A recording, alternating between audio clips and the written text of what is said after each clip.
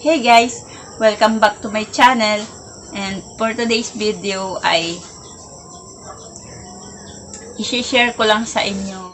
Dahil 1 year na itong cellphone ko na Oppo A5 2020 ay binilhan ko ng bagong case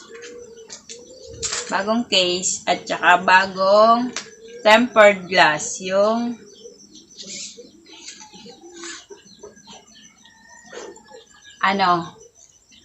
privacy glass. Bali, kumbaga birthday niya ngayon, kaya may regalo din ako sa kanya. At saka i-review ko na rin sa inyo guys kung kumusta siya within 1 year simula nung bilhin ko. Pero bago yan guys, kung bago ka dito sa channel ko, don't forget to like, share, and comment to my video and subscribe to my channel. And isama nyo na rin ang notification bell button para ma-notify kayo once na may bago akong video. But if I lay down and I play dead and I stay dead, maybe you'll get sick of being the monster out of my head, under my bed. Think you're something out of my nightmares, standing right there. But if I lay down and I play dead and I stay dead, then will you get bored of killing me? Silhouettes of you are like a taunt. Never really know just what you want. With you I don't ever feel calm. I can feel the sweat inside my palms. Play with me like cats and a string. Let's start sa pagpapalit ng tempered.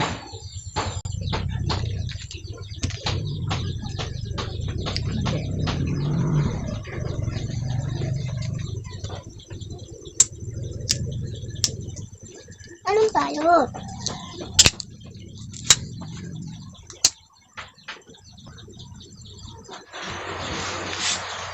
Meron siyang number 1, wet wipes.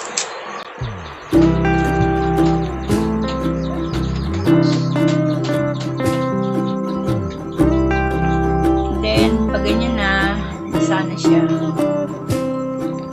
I-dry.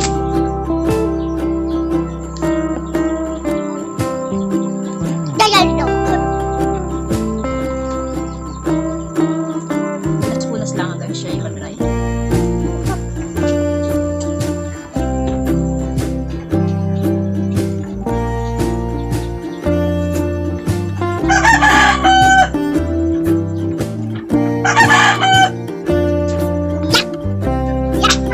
Ayan, makinis na siya. Lalagyan na natin ito.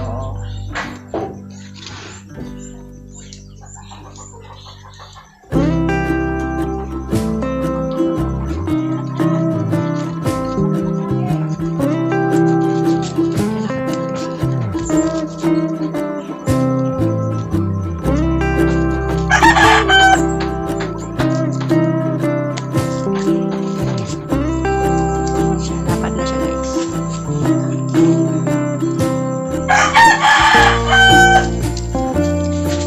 Yan siya.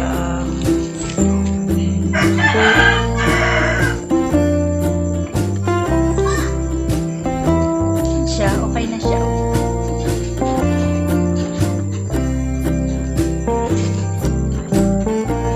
Ganda siya. Ganda.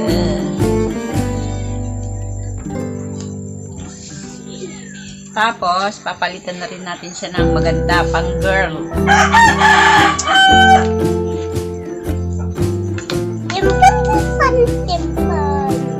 Yan, tira. Diba mukha ng bago yung cellphone ko? Paano masabi?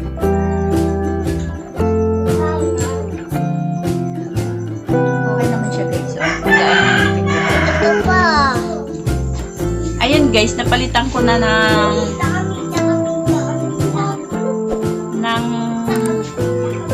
tempered glass na yung privacy glass at saka ng case. And review ko na rin sa inyo guys simula nung bilhin ko yun hanggang ngayon within 1 year guys. Kung kagaya ko kayo na nangangarap na maging isang YouTuber at wala kayong pera, wala kayong pera na pambili ng mga mamahaling GoPro na camera, masasabi ko sa inyo na pwede nyo nang gamitin yung mga ganong cellphone, mga Android cellphone. Ako, simula nung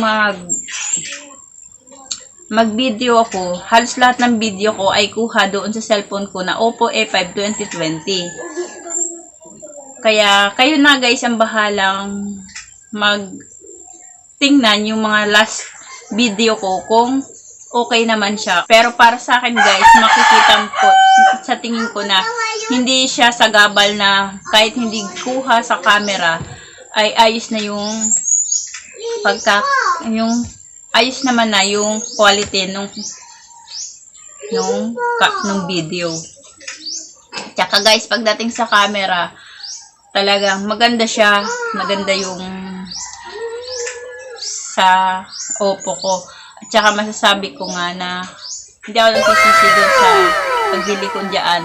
Kasi tingnan mo naman, ngayon, 1 year na yung cellphone ko na yun. Pero, ayos pa rin at wala pa rin pinagbago. Wala pa rin iba. Nasisira lang. Ay di yung tempered kasi pag nababagsak nung anak ko, nababasag. Pero, overall, wala pa siya pagbabago. As in, maganda pa siya.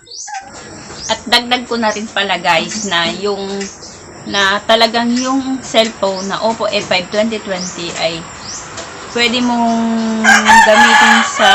na maging gamit sa pagbablog. Kasi ako, doon ko na lahat ginagawa, yung pag-video, yung pag-i-edit, doon na rin ako nag-i-edit. Gamit ko yung KineMaster. Kaya, tapos yun guys, yung cellphone, yung A5 2020 ay 128 gig. Kaya, kahit ilang video ang laman nun, hindi siya nagpo-full storage. Kaya talagang pwede siyang gamitin sa pagbablog. Good quality ng video, check. Tapos, malaking storage, kaya check. Tapos, maganda din ang camera. Tapos, maganda din gamitin sa pag-i-edit. Tapos, kapag nag-upload ako, ganun din. Mabilis din dun mag-upload at mag-export ng video galing sa KineMaster. Kaya talagang sulit siya. Kaya kahit wala pa akong camera, ayos na ayos siyang gamitin. Kaya, okay siya guys. That's all guys, and sana nagustuhan nyo ang video kong ito. At don't forget to like, share, comment, and subscribe, and hit the notification bell para ma-update kayo sa lahat ng video na i-upload ko. That's it. Thank you.